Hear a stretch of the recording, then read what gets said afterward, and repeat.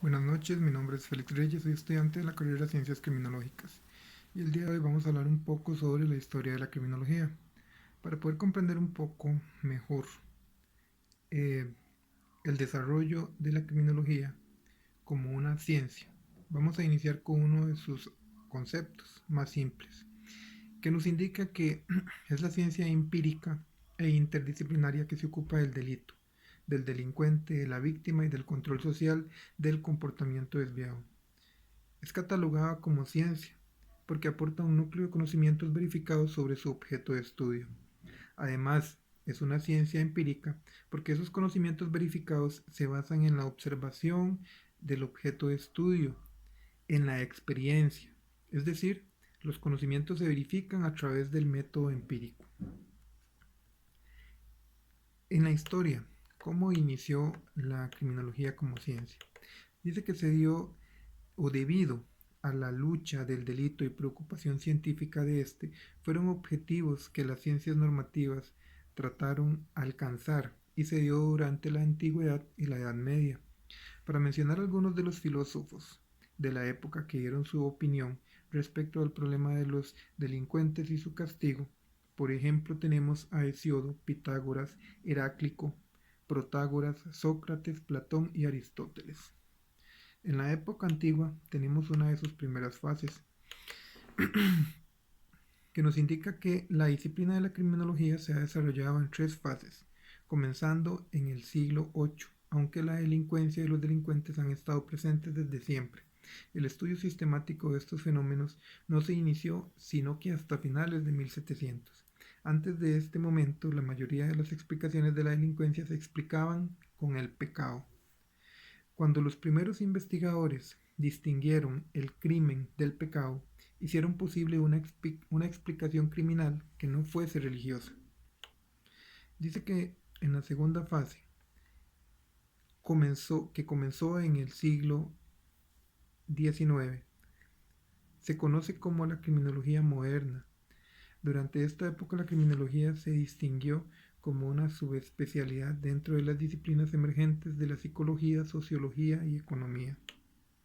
Y en la tercera fase, que inicia a partir de la segunda mitad del siglo XX, fue la única que puede llamarse criminología independiente.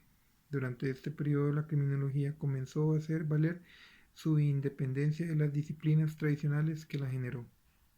En Europa Occidental, Estados Unidos y Canadá, los criminólogos ampliaron sus asociaciones profesionales y publicaron un número creciente de revistas. Además, algunas universidades desarrollaron programas de posgrado en criminología. Además tenemos otra etapa que se conoce como la etapa precientífica de la criminología. En la etapa precientífica de la criminología se realizaron una serie de estudios para finalmente llegar a la definición de la criminología como una disciplina científica, definición dada hasta mediados del siglo XIX.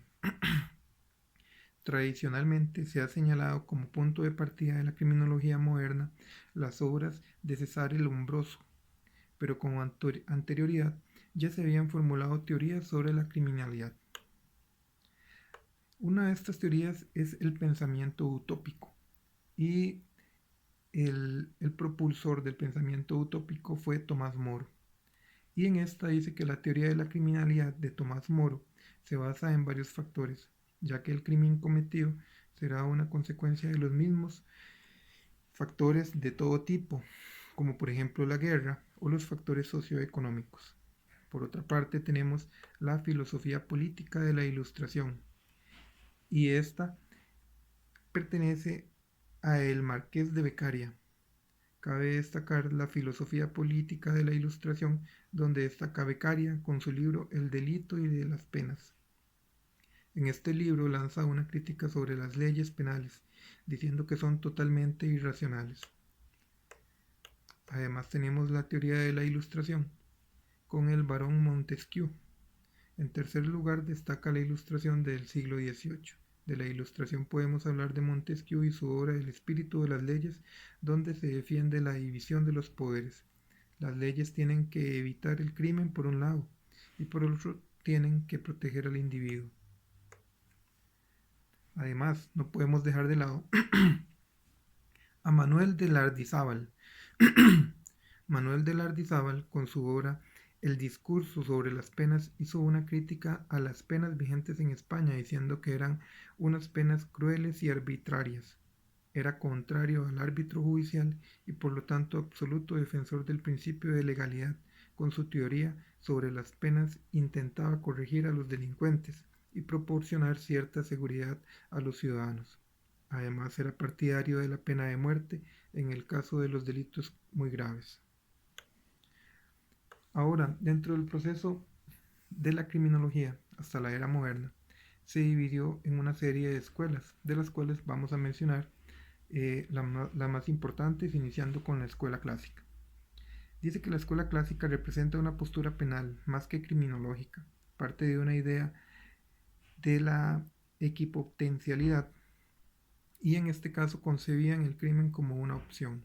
Entienden que todos los hombres nacen iguales y parten de la misma situación y el crimen es fruto de su propia decisión y se centra en el delito.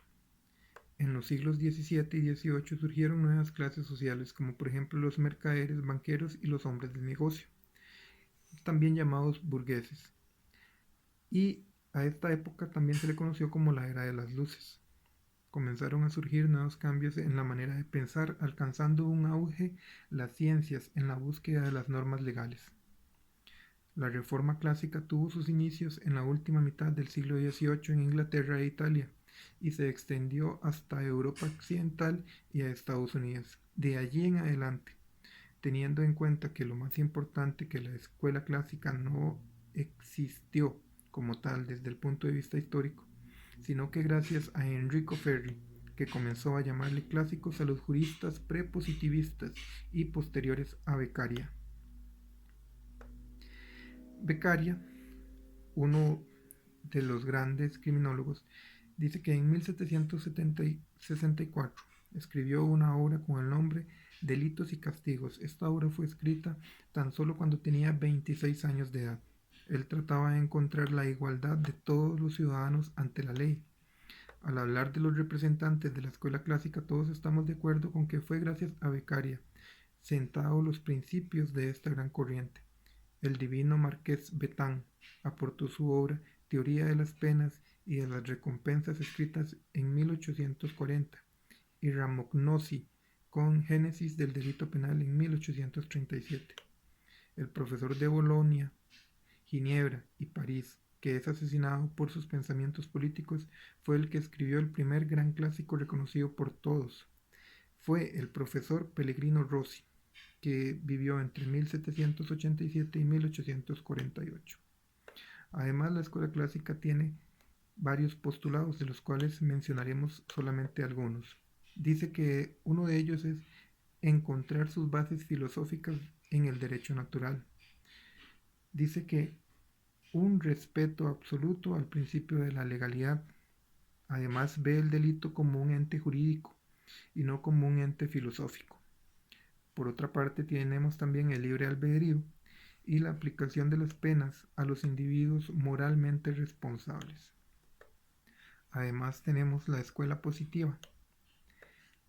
Y la aparición del positivismo fue consecuencia del auge alcanzado por las ciencias naturales en los estudios filosóficos del siglo XIX, y se hizo sentir en todas las disciplinas incluyendo el derecho, la psiquiatría, la criminología y la psicología.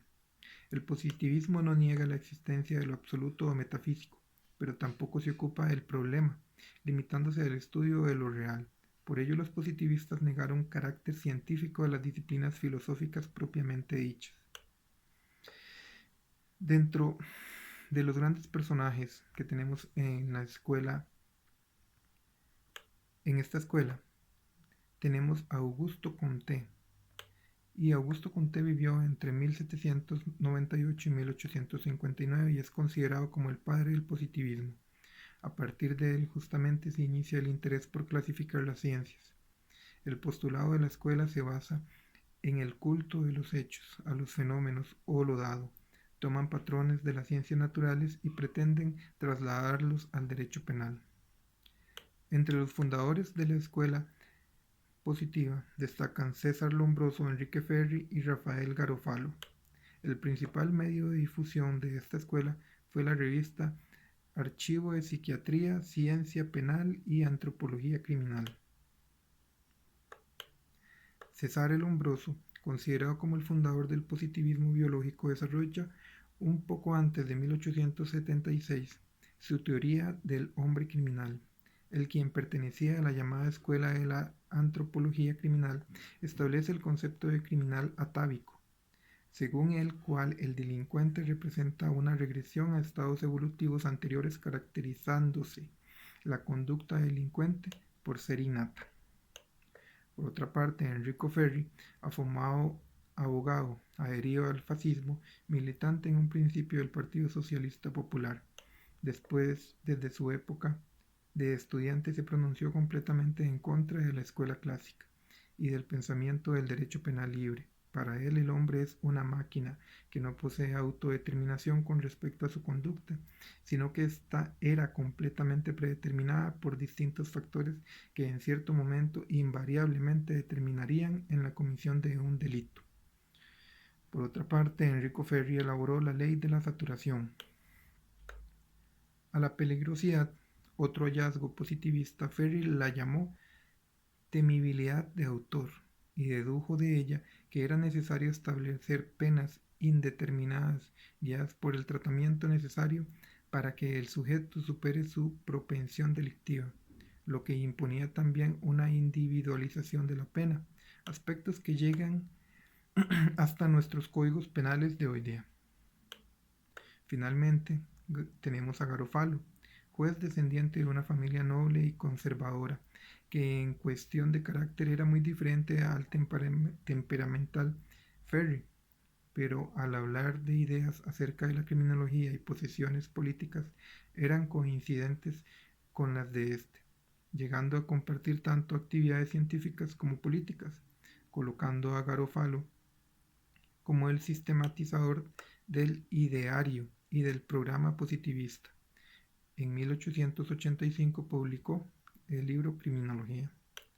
La escuela positiva aplica a la investigación de la criminalidad el método inductivo experimental, lo que justifica su aplicación a la ciencia penal. Según Ferri, es la idea de que todas las ciencias tienen una misma naturaleza y un idéntico objeto, el estudio de la naturaleza y el descubrimiento de sus leyes para beneficio de la humanidad. El derecho penal es también un producto social, obra de los hombres. La ley penal tiene su origen en la necesidad evidente de la vida asociada y representaba el poder soberano que el Estado ejercía como derecho y deber impuesto por aquella necesidad. La razón de la justicia penal es la defensa social, entendida como defensa del Estado en su ordenamiento jurídico positivo.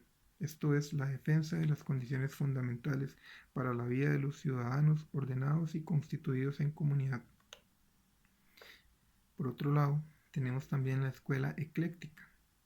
Y esta escuela tiene su fundamento teórico basado en el mismo que la escuela clásica, que es el contrato social. Esta escuela no es una escuela en sí, sino la reunión de varias escuelas reunidas en esta misma corriente.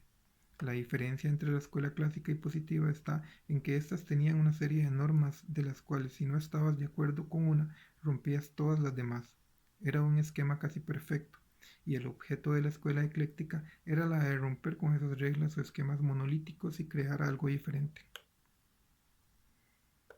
Y por último tenemos la escuela cartográfica. Lo característico es que no se va a ocupar del delincuente como un ser individual, ni va a ocuparse de las causas del crimen.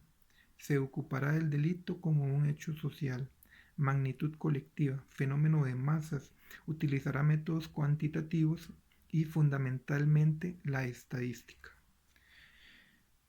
Uno de los personajes más sobresalientes en la escuela cartográfica fue Jacques Quetelet, y este autor analizaría las estadísticas referentes a todos los asesinatos que se cometieron en Francia entre 1826 y 1831, llegando a las siguientes conclusiones. El crimen es un fenómeno social de masas, no un acontecimiento individual. El crimen es una magnitud asombrosamente regular y constante. El crimen se repite con una precisión mecánica. Es producto de las leyes sociales que el investigador debe descubrir y analizar. Desde un punto de vista estadístico, el delito es un fenómeno social inevitable, necesario y constante. Se puede comparar la tasa anual de delitos con la tasa anual de nacimientos o defunciones. Cualquier sociedad ha de pagar por este tributo. En este caso, Jacques Quetelet tenía el pensamiento, igual que muchos otros grandes personajes de la historia, en que el crimen es necesario dentro de la sociedad.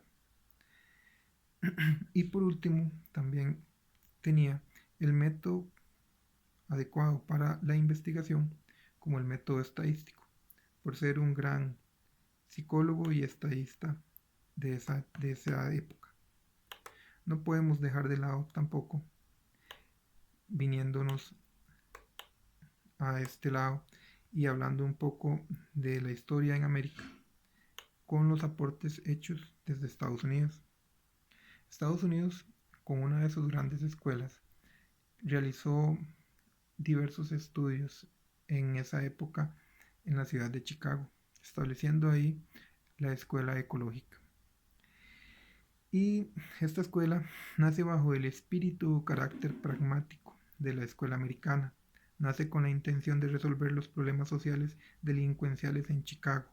No es una escuela teórica. Esperan que sus teorías solucionen problemas reales, problemas derivados de la inmigración.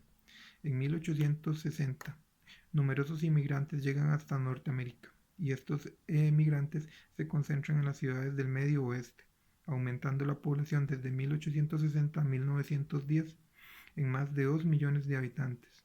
Esta emigración masiva unida a un proceso de industrialización va a provocar un tipo de hábitat distinto del tradicional. La gran ciudad se convertiría en un conjunto entremezclado de etnias, religiones, culturas y al mismo tiempo en un foco de problemas fundamentalmente sociales, como por ejemplo la pobreza, marginación, suicidio, alcoholismo, prostitución y criminalidad.